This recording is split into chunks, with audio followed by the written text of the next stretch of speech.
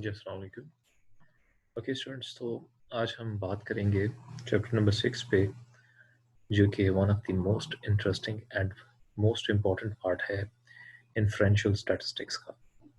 And this is called the normal probability distribution. Normal probability distribution से मुराद ये है कि आपको पता है कि हमने बात की थी कि वेरिएबल्स जो हैं they can have discrete values as well as they can have continuous values. सो जो डिस्क्रीट वैल्यूज हैं उनके लिए हमने डिस्क्रीट प्रोबेबिलिटी डिस्ट्रीब्यूशन जो है वो स्टडी की थी। अब हम देखेंगे नॉर्मल प्रोबेबिलिटी डिस्ट्रीब्यूशन जो कि कॉन्टिन्यूस वेरिएबल्स के लिए होती है, और इसको हम पीडीएफ भी बोलते हैं, यानी कि प्रोबेबिलिटी डेंसिटी फंक्शन भी बोलते हैं। तो I will talk about this कि हम इसको प्रोबेबिलिटी डेंसिटी फंक्शन क्यों बोलते हैं। So before actually we jump into further discussion of the distribution which is called normal distribution, हमें थोड़ा सा इस बारे में बात करनी पड़ेगी कि continuous random variable कौन सा वेरिएबल होता है। तो पहले हमने बात की कि डिस्क्रीट वेरिएबल जो है वो होल नंबर्स को अक्वायर करता है, मतलब उसको सिर्फ आप होल नंबर से साइन कर सकते हैं, जैसे 3 है, 6 है, 9 है। तो जब आप वेरिएबल को उसकी ऑब्जर्वेशंस को काउंट कर सकें, काउंटिंग करें उसमें, तो हम बोलते हैं डिस्क्रीट वेरिएबल। 1 2 3 4 इस तरह से उसकी फ्रीक्वेंसी जो है वो हम बता सकते हैं। बट लेकिन जब हम मेजर कर सकते हैं, ठीक है, तो हम बोलेंगे कि जो वेरिएबल है that is a continuous variable.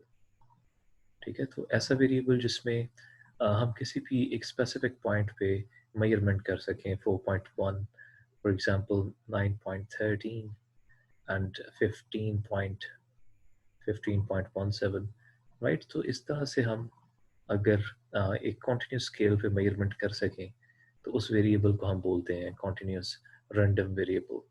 Again, to apply all these statistical techniques that we are studying, it is important the variable that we're talking about is a random variable.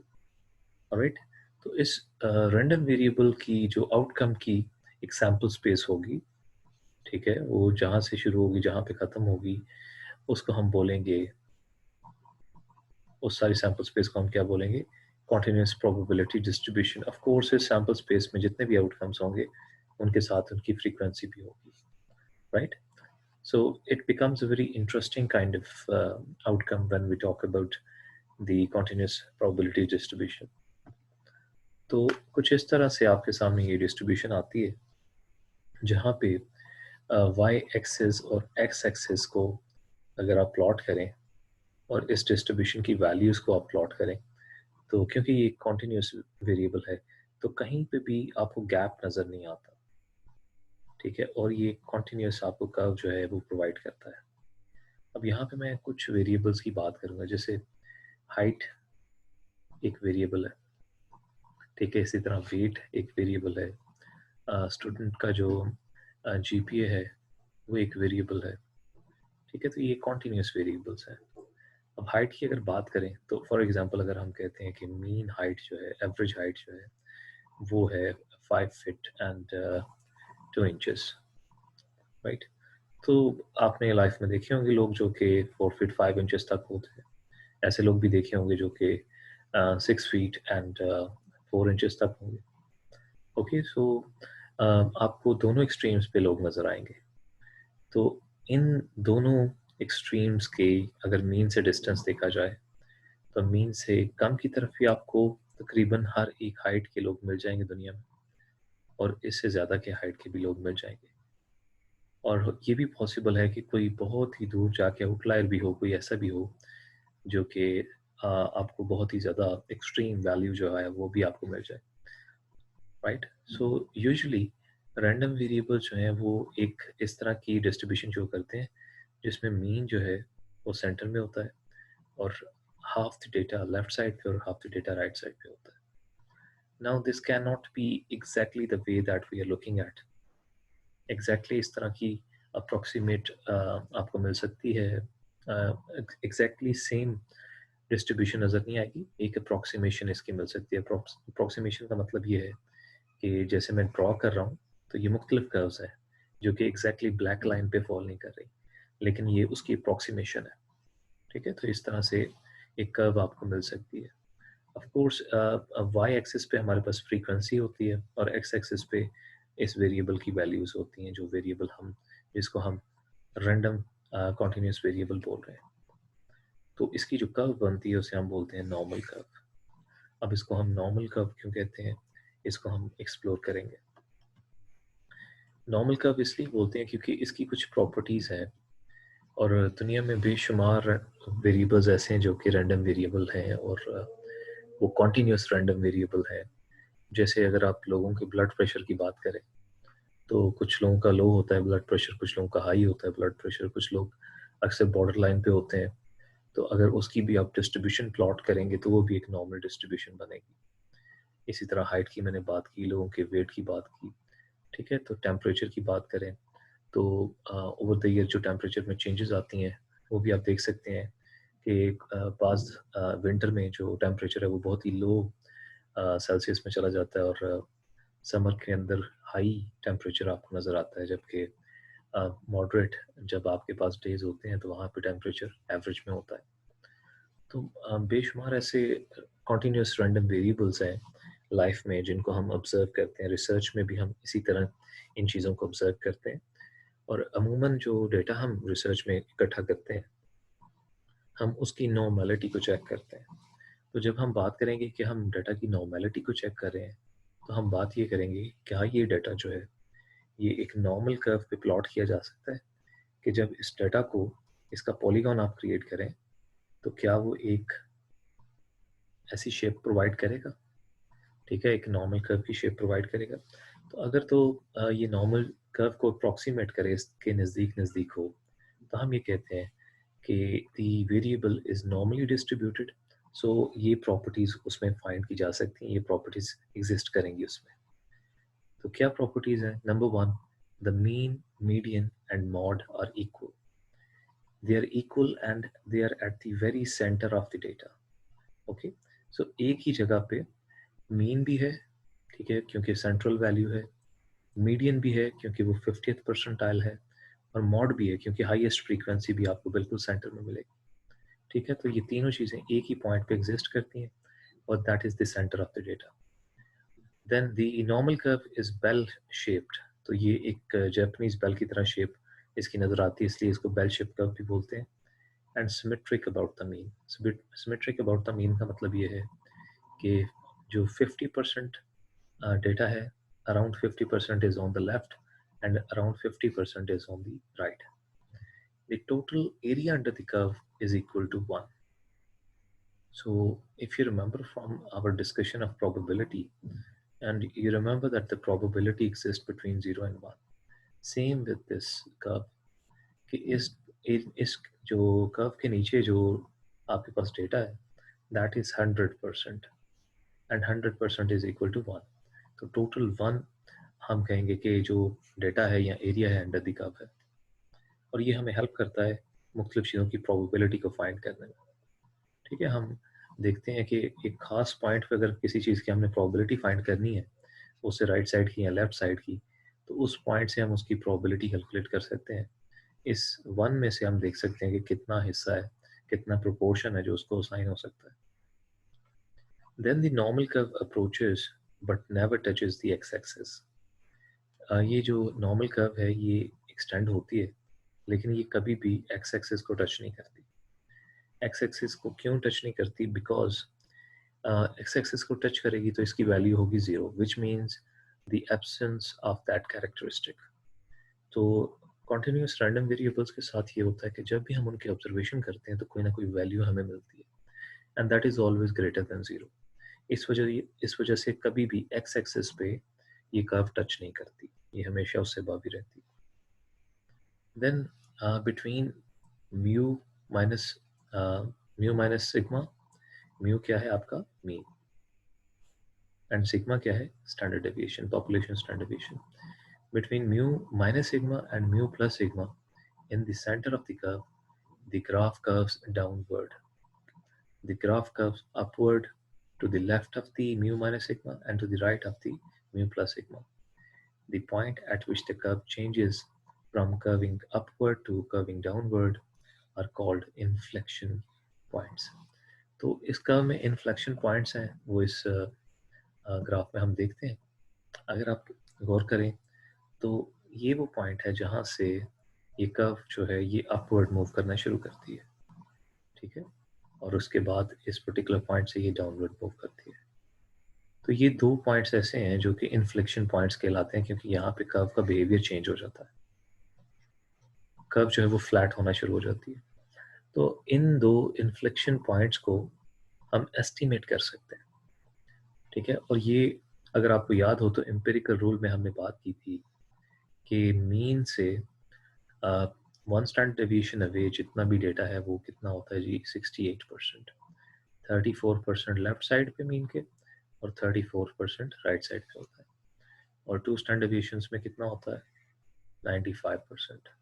और 99.7% होता है थ्री स्टैंडर्ड डेविएशंस में, ठीक है. अब इसकी एक mathematical derivation है इस कर्व की. Again this particular equation is just to show you that there is a mathematical operation going on behind the whole curve, behind the area of the curve, and we will never use this formula. ये formula हम कभी भी अपने statistical analysis में use नहीं करेंगे, लेकिन this is just given to show you कि इसको find कैसे किया जा सकता है. अब जो characteristics हैं standard normal distribution की या फिर normal distribution की, उनमें दो चीज़ें इंपॉर्टेंट होती हैं, एक मीन और दूसरा स्टैंडर्ड डेविएशन. मीन तो हमने इस्टेब्लिश कर दिया कि ये हमेशा सेंटर में आएगा, एग्जैक्टली सेंटर में मीन फॉल करेगा, और ये डॉटेड लाइन से आपको मीन जो है ये नज़र आ रहा है. यहाँ पे भी ये म्यू यहाँ पे नज़र आ रहा है. लेकिन अगर आप देखें तो यहाँ पे जो कर्व का स्प्रेड है वो कम है और यहाँ पे कर्व का स्प्रेड ज़्यादा है. तो जब आपकी स्टैंडर्ड डेविएशन ज़्यादा होगी तो कर्व का स्प्रेड भी ज़्यादा होगा, और जब आपकी स्टैंडर्ड डेविएशन कम होगी तो कर्व का स्प्रेड भी कम होगा. ये एक लॉजिकल सी बात है, क्योंकि स्टैंडर्ड डेविएशन से हम किसी भी डाटा की वेरिएशन को स्टडी करते हैं. We see that what is the deviation from the center of the data in the data values. If data values vary a lot from the center of the data, then the standard deviation would be larger. But if most of the data values are jumbled around the mean, they are near the mean, then we say the standard deviation is a lot lower. Okay, so again आप inflection points को भी यहाँ पे consider कर सकते हैं कि ये inflection points जो हैं ये कहाँ पे fall करते हैं, और इन inflection points पे हम consider ये करते हैं, estimate ये करते हैं कि एक standard deviation जो है वो exist करती है, ठीक है. तो यहाँ से हम downwards line draw करके standard deviation को भी देख सकते हैं. तो ये आपके सामने दो curves दी गई हैं, और क्वेश्चन ये है कि what curve has the greater mean. तो नीचे आपको एक नंबर लाइन नज़र आ रही है जहाँ पे x वेरिएबल की वैल्यूज है. तो जो b कर्व है उसका म्यू जो है वो 9 है, और जो a कर्व है उसका म्यू है 5. तो ऑफ कोर्स b कर्व का मीन जो है वो ज़्यादा है. Then the second question is which curve has the greater standard deviation. तो you can see that the b curve is lot more spread out than the a curve, so it has a greater standard deviation. So you can also read this that the b curve has greater mean, also the b curve has the greater standard deviation, right? So let's see a little bit of the application now. The heights of fully grown magnolia bushes are normally distributed. So first information is that this kind of bush which grows in some part of the world, and their height is a variable which is normally distributed. That if we collect their data and we plot it in a graph, you will see these kind of trend where a bell-shaped curve will be emerging from the data. The curve represents the distribution. So this curve is representing the distribution of the magnolia bushes and their height. What is the mean height of a fully grown magnolia bush? So what is the mean height? So as I told you, mean is in the very center in the normal distribution. So 8 8 feet is exactly the average height of the magnolia bushes. Then we have to estimate the standard deviations. So if we are not given any kind of other data, what we can do is we can estimate the inflection points somewhere around here, and we can draw lines from there. So the standard deviation is somewhere between 7.5 and 8.5, right? So you can see how much difference is here. So they are approximately giving you a number of 0.7 standard deviations. So you can find some 0.75 or maybe 0.8. That is again an approximation. But we will have concrete examples where more data is available and we can estimate what is the standard deviation. So based upon the normal distribution, we have a standard normal distribution. Now, what is the difference between normal distribution and standard normal distribution? Normal distribution is the distribution of a continuous random variable. And this is when we actually collect the data for a continuous variable. We plot the data in histogram and we find out the polygon line, and we see that this line is like a bell shape. It is symmetric around the mean. So we say that the variable is normally distributed. But standard normal distribution is a model standard normal distribution. It is a model that we can use for any random variable. Okay, and while I will explain it, you will gather more understanding of this, that why this is a model and how we can utilize this model in research. So first of all, the standard normal distribution is a normal distribution. So this is a normal distribution which has been converted into a standard form, which has a mean of 0. Now, if you remember from third chapter, you used to find standard scores that were also called z-scores, and the formula for them was x minus mu divided by sigma. And if you remember, I told you that mu actually exists in the very center of the normal distribution. So if I have mu here, right? So what value do we have here? If we have like 15 as the mean of the distribution, and x is also 15. So I have one value which exists at the mean, which is 15, as well as the mean of the data is also 15 divided by sigma, whatever the sigma is. So we divide 0 by sigma is equal to 0. So that's why at mean value, the value of z-score is 0. The standard score at mu is 0. Then as we move from mean in any direction, we start having positive as well as negative numbers. Towards the right side of the mean, we have positive numbers, and towards the left side of the mean, we have negative numbers. And what are these numbers? These numbers are Z scores. अब यहाँ पे ये बात समझनी बहुत ज़रूरी है कि Z score होता क्या है? Z score actually shows you how many standard deviations a particular value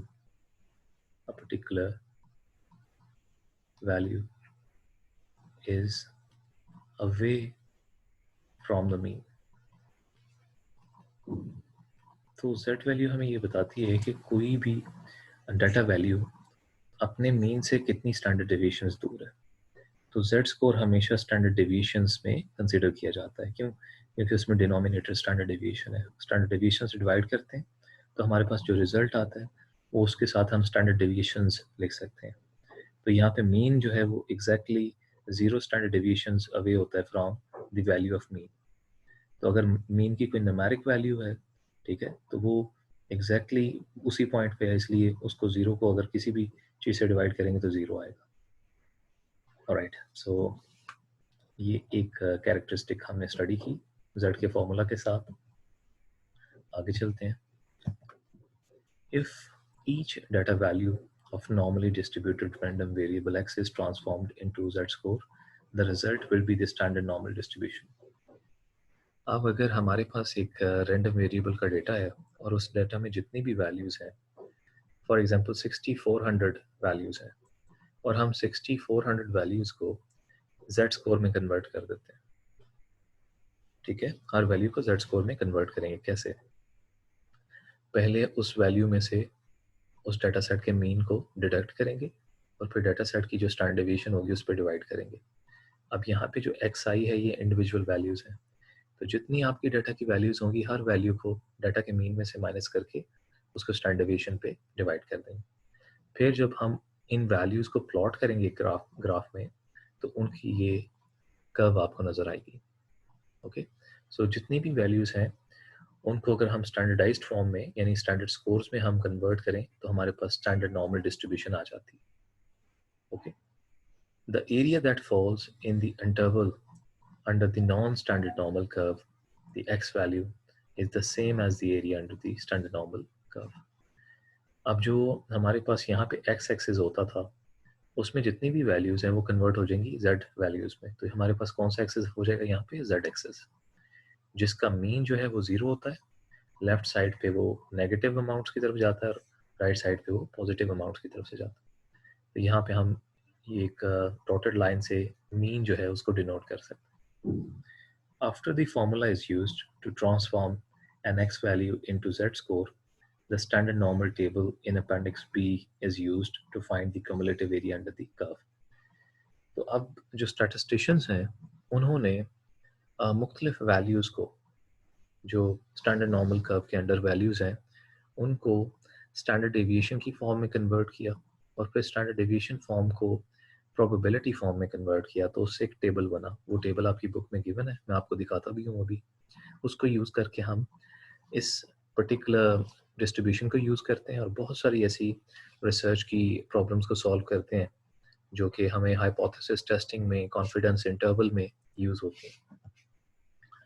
so properties क्या हैं स्टैंडर्ड नॉर्मल डिस्ट्रीब्यूशन की? नंबर वन जो प्रॉपर्टी है वो ये है द कम्युलेटिव एरिया।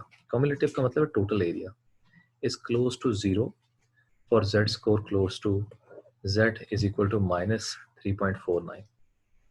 तो अगर आप देखें तो यहाँ पे जो नेगेटिव एक्सट्रीम वैल्यू है, ये जो वैल्यू है ये है -3.49 और -3.49 से जो लेफ्ट का एरिया बाकी बचता है वो है 0.0001। तो जो कम्युलेटिव एरिया है -3.49 से लेफ्ट का वो है 0.0001। अब यहाँ पे एक वैल्यू है जो कि पॉजिटिव 3.49 है। यहाँ पे लेफ्ट साइड पे मीन के नेगेटिव वैल्यूज होती हैं और राइट साइड पे पॉजिटिव वैल्यूज होती हैं। तो अगर आप देखें राइट साइड पे जो मैक्सिमम पॉजिटिव वैल्यू जो आपके पास आई है वो है 3.49। इसके बाद भी कोई वैल्यू आपके पास आ सकती है, लेकिन इसके बाद जो टोटल एरिया आपके पास बच जाता है वो भी है 0.0001। अच्छा, ये अगर इस लाइन से आगे का एरिया है तो इस लाइन से पीछे का एरिया टोटल कितना होगा? That is 0.9999 which means 99.99%। तो 99.99% एरिया 3.49 स्टैंडर्ड डेविएशन से नीचे फॉल करता है। तो पहली तो इसकी कैरेक्टरिस्टिक ये है। Second, the cumulative area increases as the z score increases। तो जैसे जैसे z स्कोर इंक्रीज होगा तो यहाँ से ये इंक्रीज शुरू होगी और जैसे जैसे ये इंक्रीज होता जाएगा वैसे वैसे एरिया अंडर द कर्व भी ज़्यादा होता जाएगा। ऑफ कोर्स क्योंकि ये जितना ज़्यादा होगा उतना एरिया आपके पास ज़्यादा कवर्ड होगा। तो अगर हमारे पास -1.7 एक वैल्यू है तो दूसरी वैल्यू हमारे पास है जी 0.9। तो -1.7 के लेफ्ट का जो एरिया है वो कम है और जो 0.9 का लेफ्ट वाला एरिया है वो ज़्यादा है। तो जैसे जैसे वैल्यूज ज़्यादा होती जाती हैं, बढ़ती जाती हैं, एरिया भी बढ़ता जाता है। The cumulative area for 0 is equal to z is equal to 0 is 0.50। तो वो बता रहा है कि जहाँ पे z की वैल्यू 0 होती है, यानी कि यहाँ पे मीन होता है ना सेंटर में, तो मीन पे z की वैल्यू क्या होती है? 0। तो इससे लेफ्ट का एरिया कितना है? एग्जैक्टली 0.5। इसको हम ये भी कह सकते हैं 50%। तो लेफ्ट पे भी 50% है और राइट पे भी 50%। तो ये मुख्तलिफ प्रॉब्लम्स को सॉल्व करने में हमें काम आता है। और लास्ट मैंने आपको बताया फोर्थ पॉइंट ये है कि 3.49 से नीचे का एरिया जो है वो क्लोज टू 0 है, मतलब 99.99%। ऑलराइट, ऑलराइट, सो इससे पहले कि हम आगे मूव करें, मैं आपके साथ शेयर करना चाहता हूँ कि जो स्टैंडर्ड नॉर्मल डिस्ट्रीब्यूशन का टेबल है, वो कैसा टेबल है और उसको हम कैसे यूज़ कर सकते हैं। तो पेज नंबर 779 जो आपकी बुक में है, वहाँ पे आपको ये टेबल नज़र आएगा, जो कि स्टैंडर्ड नॉर्मल डिस्ट्रीब्यूशन का टेबल है। यहाँ पे आप देख भी सकते हैं, इसका टाइटल है टेबल ई है, और यहाँ पे आपको कॉम्युलेटिव एरिया दिया गया है, इसीलिए इसका नाम है कॉम्युलेटिव स्टैंडर्ड नॉर्मल डिस्ट्रीब्यूशन। और यहाँ पे अगर आप देखें तो यहाँ पे आपको एक कॉलम नज़र आएगा, सबसे पहले Z का कॉलम, और ये माइनस वैल्यू से स्टार्ट होता है, बिकॉज मैंने बताया ना, जो सबसे कम वाली माइनस वैल्यू है वो है -3.4, तो -3.49। और यहाँ पे आप देखें कि -3.49 को टेबल में हम कैसे देखेंगे। इसके लिए हमें -3.49 को दो वैल्यूज़ में कन्वर्ट करना पड़ेगा। एक वो वैल्यू जो कि डेसिमल से 1 पॉइंट तक है, और दूसरी वो वैल्यू जो डेसिमल से 2 पॉइंट्स तक है। जैसे -3.49 को हम -3.4 एंड 0.09 में कन्वर्ट कर सकते हैं। इन दोनों को ऐड करेंगे तो हमें क्या मिल जाएगा, -3.49। सो -3.4 पहला फैक्टर है, और -0.09 जो है वो दूसरा फैक्टर है। तो जो पहला फैक्टर है उसको हम Z के कॉलम में देखते हैं, पहले कॉलम में देखते हैं। तो हमारे पास पहली वैल्यू है -3.4। ओके, अब इसको हमने, क्योंकि टोटल वैल्यू कितनी है हमारी, -3.49, तो -3.4 को 0.09 में देखेंगे। तो यहाँ से हम देखेंगे कि 0.09 में क्या वैल्यू है। तो 0.09 में हमारे पास 0.0002 वैल्यू है। तो ये याद रखें कि स्टैंडर्ड नॉर्मल डिस्ट्रीब्यूशन में जब आप टेबल को देखते हैं, तो किसी भी एक पॉइंट पे जो Z की वैल्यू होती है उसको हम टेबल में देखते हैं। जैसे यहाँ पे हमने -3.49 की वैल्यू को देखा है, तो जो टेबल में हमें डेसिमल पॉइंट्स में यानी एक से कम की वैल्यू मिलती है, ये वैल्यू होती है एरिया अंडर द कर्व की। और ये कौन सा एरिया होता है, ये जिस पॉइंट पे हम देख रहे हैं उससे लेफ्ट का एरिया होता है। मैं रिपीट कर देता हूँ, जिस पॉइंट पे भी हम Z की वैल्यू टेबल में देखते हैं, वो जो टेबल हमें एरिया प्रोवाइड करता है वो उससे लेफ्ट का एरिया प्रोवाइड करता है। ठीक है, तो यहाँ पे जो एरिया हमें टेबल ने बताया है वो है 0.0002। अब ये जो टेबल है, इसी टेबल का आपके पास एक पॉजिटिव एंड भी है। आप देखें कि नेगेटिव वैल्यूज आहिस्ता आहिस्ता कम होती जा रही हैं। तो नेगेटिव वैल्यूज का कम होने का मतलब ये है कि Z की वैल्यू बढ़ रही है आहिस्ता आहिस्ता, और आहिस्ता आहिस्ता -3.49 से ये 0.00 तक चली जाती है, और इसके बाद पॉजिटिव वैल्यूज शुरू हो जाती हैं। तो सेकंड पेज पे, विच इज़ पेज नंबर 780, वहाँ पे आपको एक पॉजिटिव वैल्यूज का टेबल नज़र आएगा। अगेन ये वही उसी स्टैंडर्ड नॉर्मल डिस्ट्रीब्यूशन का टेबल है, बट यहाँ पे आपको ये पॉजिटिव वैल्यूज नज़र आ रही हैं। तो फॉर एग्जांपल यहाँ पे अगर हम 3.4 को 0.009 में देखें, तो हमारे पास वैल्यू क्या आएगी, 0.998। सो 99.8% एरिया जो है वो towards the left of 3.49 fall करता है। अब मैं दो और वैल्यूज को देखता हूँ, फॉर एग्जांपल 1.65 को देखता हूँ, पॉजिटिव 1.65। सो पॉजिटिव 1.65 को कैसे देखेंगे, 1.65 का दो कंपोनेंट्स बनेंगे, एक है 1.6 और दूसरा 0.05। ठीक है, तो अब 1.6 को मैं 0.05 में देखूंगा, तो 1.6 यहाँ पे, इसको मैंने 0.05 में देखना है। तो अगर मैं देखूं तो ये 0.00 का कॉलम है, ये 0.01 का कॉलम है, ये 0.02 का कॉलम है, ये 0.03 का कॉलम है, 0.04 एंड दिस इज 0.05।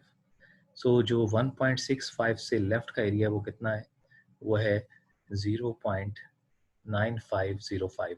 अब ये एरिया है, ये 1.65 हमारा Z स्कोर था, और ये हमारा एरिया है, area under the curve towards the left of 1.65। तो ये कितने परसेंट एरिया बनता है, 95.05%। सो अगर कोई पर्टिकुलर वैल्यू मीन से 1.65 स्टैंडर्ड डेविएशन दूर फॉल करती है, तो उस वैल्यू से कम कितनी वैल्यूज होंगी, 95% वैल्यूज होंगी। अब अगर आपको ये अंदेशा हो रहा है कि ये 0.0 और ये 0.1 और 0.02 ये कहाँ से आया, तो मैं आपको बता देता हूँ कि ये कहाँ से आया। अगर आप देखें तो टेबल में पहला कॉलम तो आपका Z का है, तो बाकी कॉलम जो है वो 0.00, 0.01, 0.02 इस तरह से है। तो आप अपनी z वैल्यू को दो कंपोनेंट्स में डिवाइड करेंगे।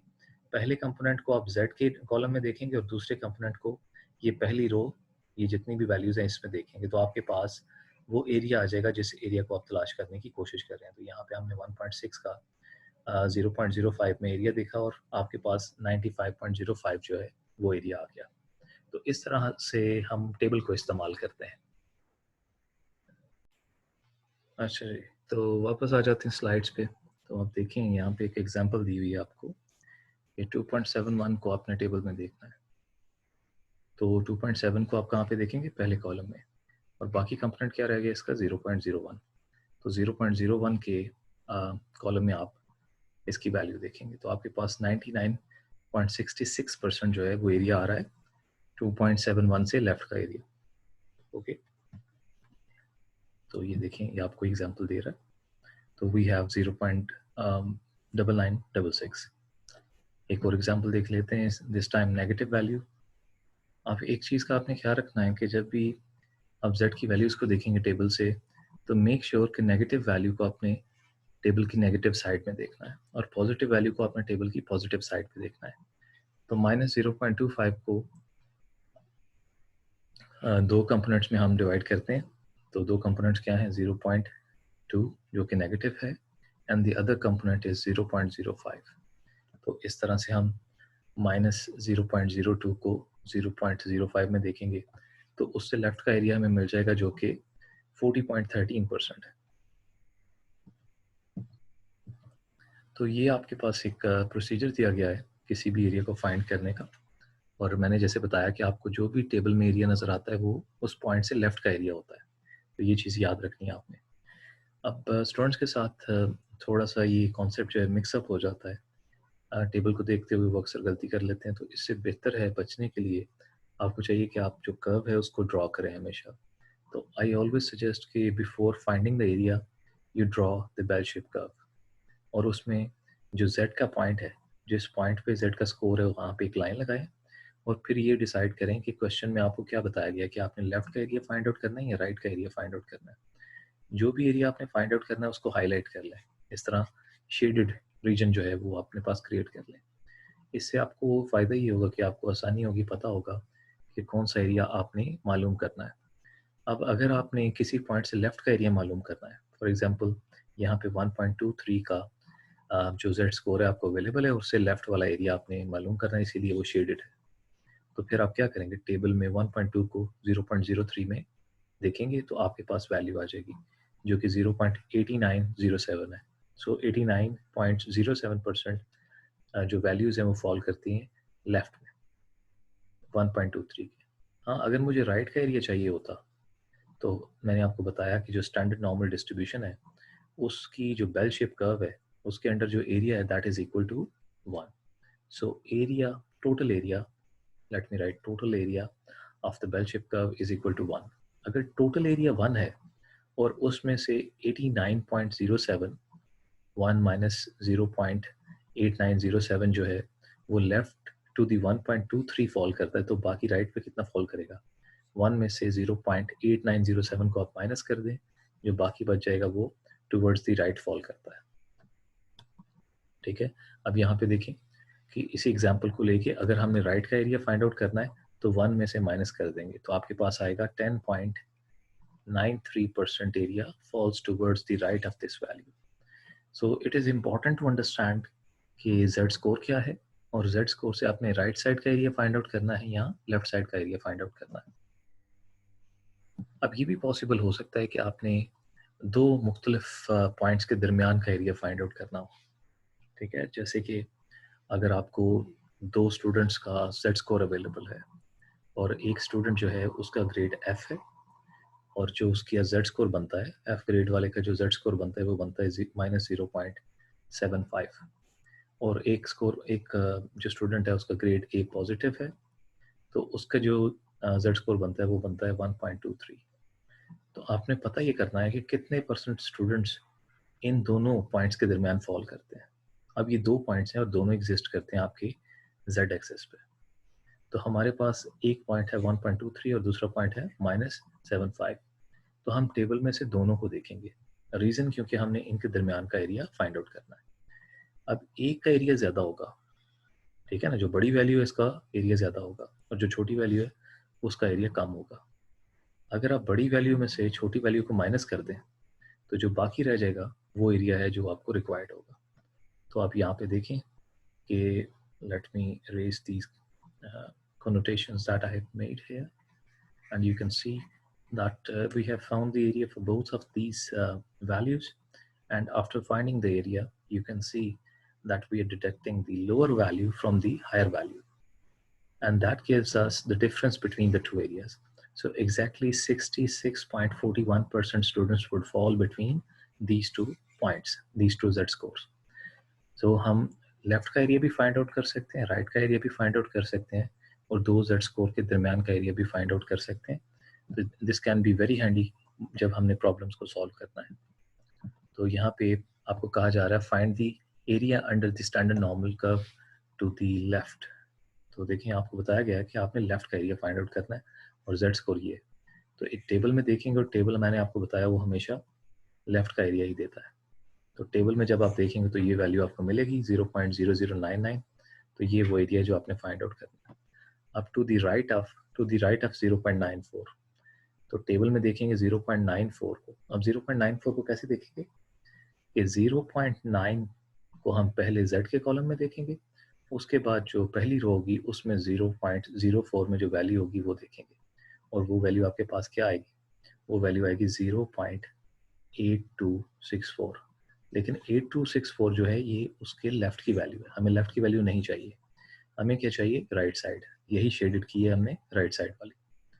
तो हम 1 में से माइनस कर देंगे टोटल एरिया में से ये वाली वैल्यू, तो हमारे पास बाकी एरिया रह जाएगा 17.36%। So easy as that. अब 2 पॉइंट्स के दरमियान का अगर हमें एरिया मालूम करना है तो सिंपली दोनों की वैल्यूज़ को हम टेबल में से देखेंगे और जो हाई वैल्यू होगी उसमें से लोअर वैल्यू को माइनस कर देंगे तो हमारे पास दरमियान का एरिया आ जाएगा।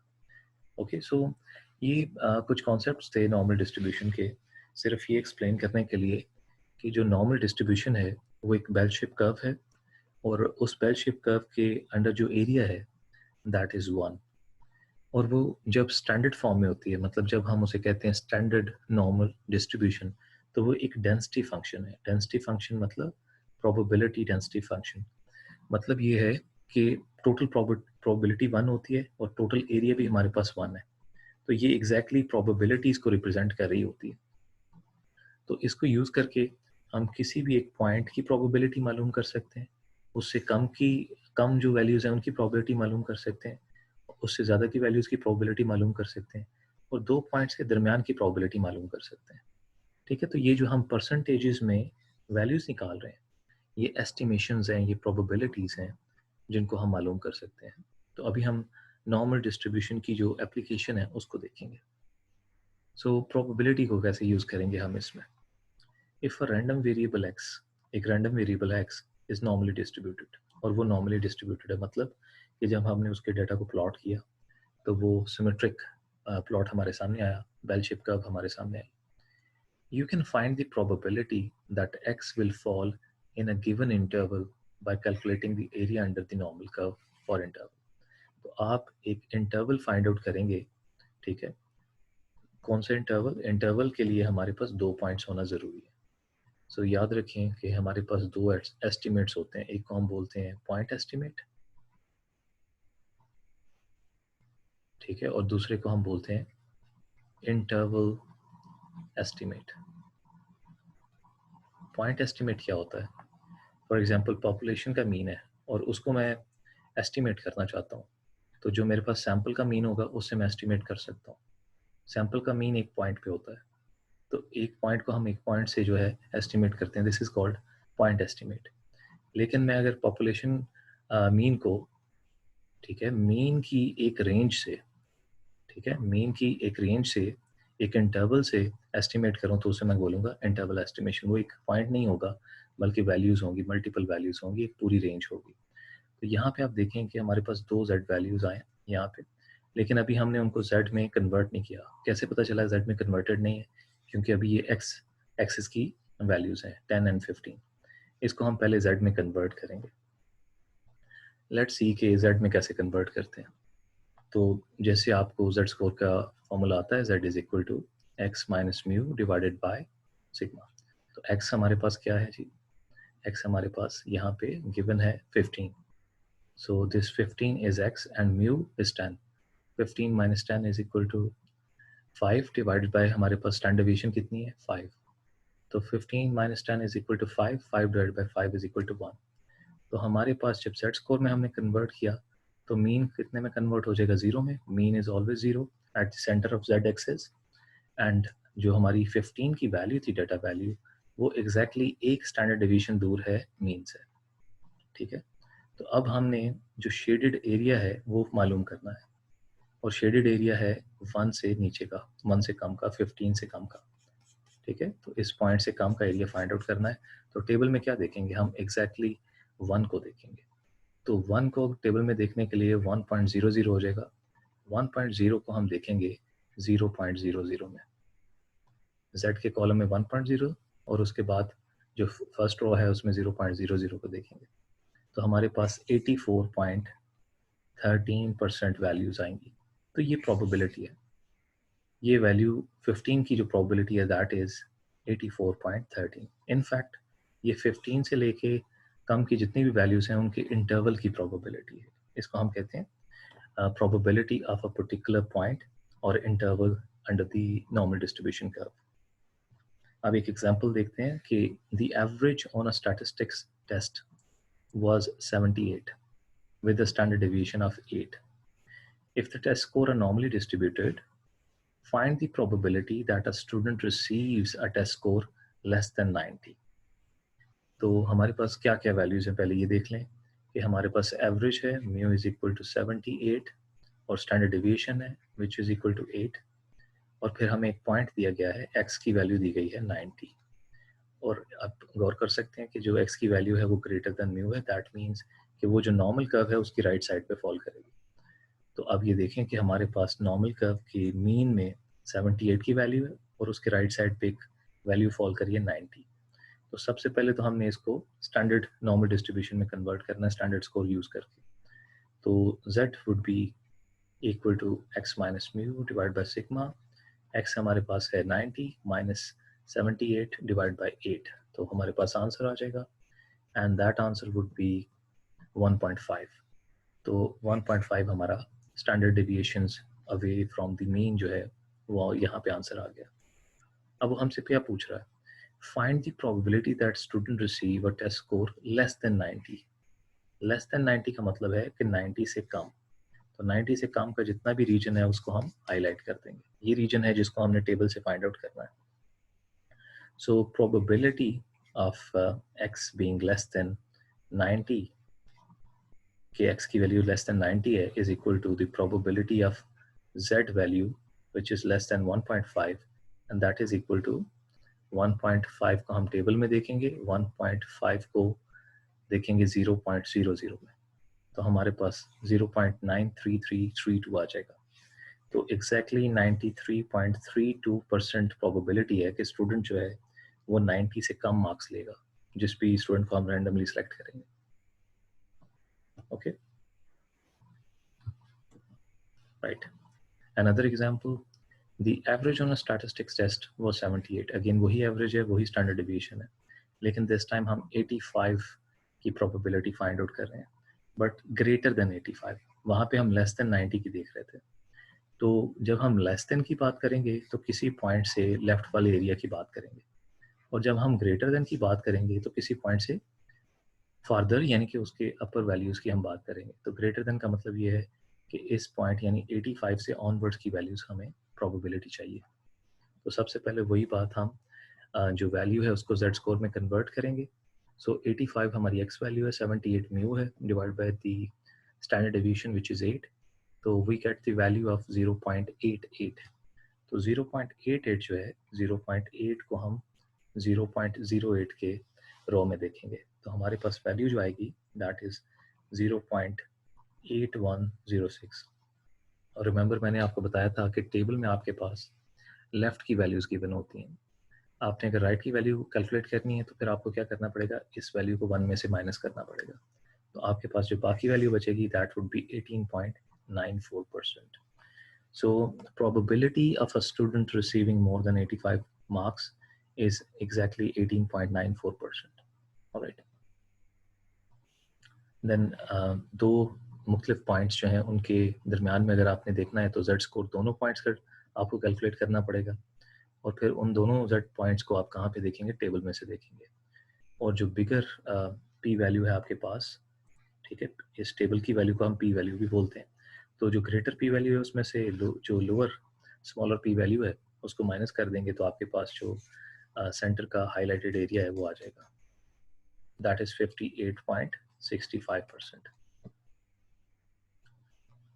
ओके. तो ये हमने यूज़ किया कि किस तरह से नॉर्मल डिस्ट्रीब्यूशन को यूज़ करके हम प्रोबेबिलिटी वैल्यूज जो है वो फाइंड आउट कर सकते हैं. बट अगर आपके पास एरिया गिवन हो, अगर आपको प्रोबेबिलिटीज़ गिवन हो, अगर आपको बताया जाए कि कम्युलेटिव एरिया इतना है और उसकी कॉरेस्पॉन्डिंग जेड वैल्यूज मालूम करें, तो वो भी मालूम करना कोई मुश्किल काम नहीं है क्योंकि आपके पास एक कॉम्प्रिहेंसिव टेबल अवेलेबल है. उसी टेबल को आपने यूज़ करके तो ये वो वैल्यूज जो हैं वो कैलकुलेट करनी है. अब हम जो मार्जिनल हमारे पास कॉलम्स और रोज हैं, मतलब ये जो जेड का कॉलम है और हमारे पास जो फर्स्ट रो है, इसको यूज़ करके एरिया मालूम करते थे. लेकिन अगर हमारे पास एरिया गिवन हो तो हम उस एरिया की कॉरेस्पॉन्डिंग जेड वैल्यू और उसका जो सेकंड कंपोनेंट है वो फाइंड आउट कर सकते हैं. एक एग्जांपल में देखते हैं कि अगर आपको ये पता हो find the Z score that correspond to the cumulative area of 0.9975, कि जो आपके पास गिवन एरिया है वो 99.73% है, मतलब 0.9973 है. तो आप टेबल में देखेंगे वो कहाँ पे है, तो वो आपको नज़र आ जाएगा कि टेबल में यहाँ पे है. और टेबल में आपको एक इंक्रीजिंग ट्रेंड नज़र आएगा. मतलब ये देखें 5000 से स्टार्ट होता है और ऑनवर्ड्स चलता है, 6000 में जाता है, फिर 7000, 8000, फिर 9000 में. तो ये आहिस्ता आहिस्ता जैसे जैसे जेड की वैल्यू बढ़ती है एरिया भी बढ़ता है.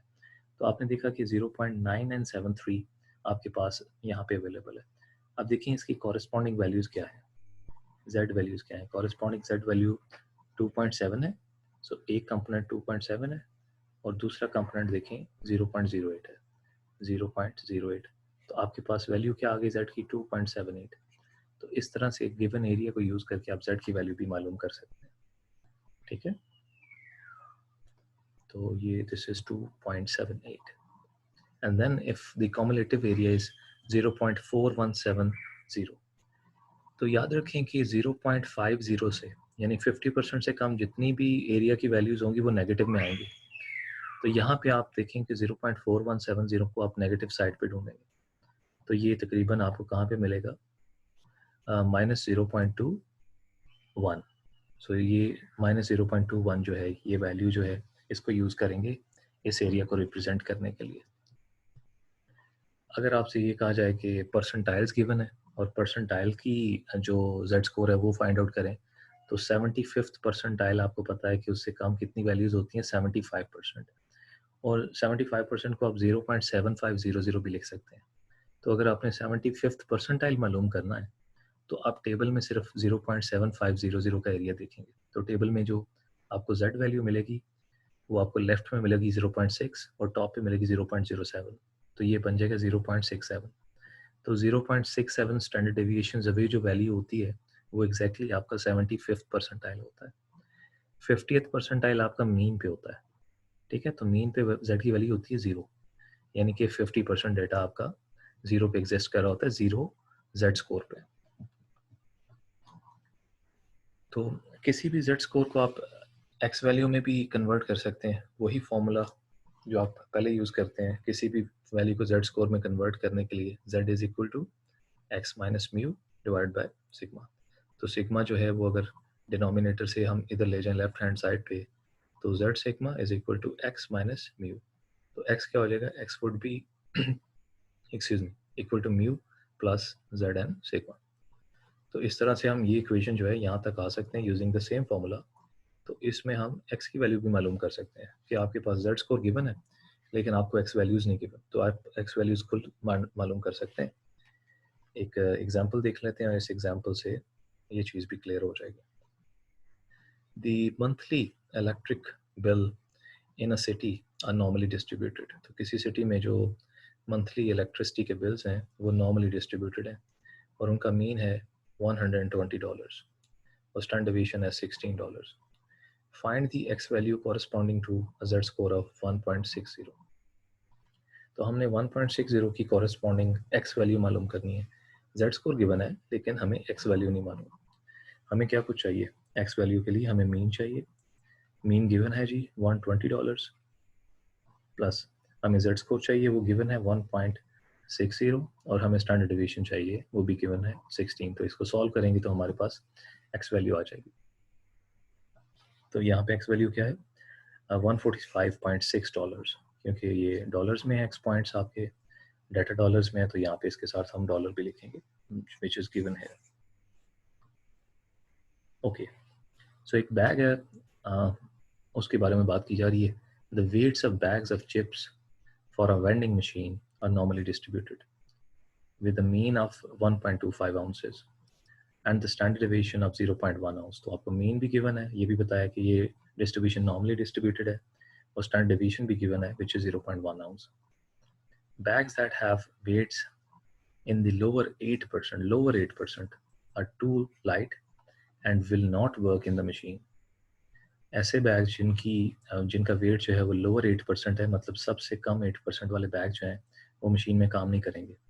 What is the least a bag of chip can wait.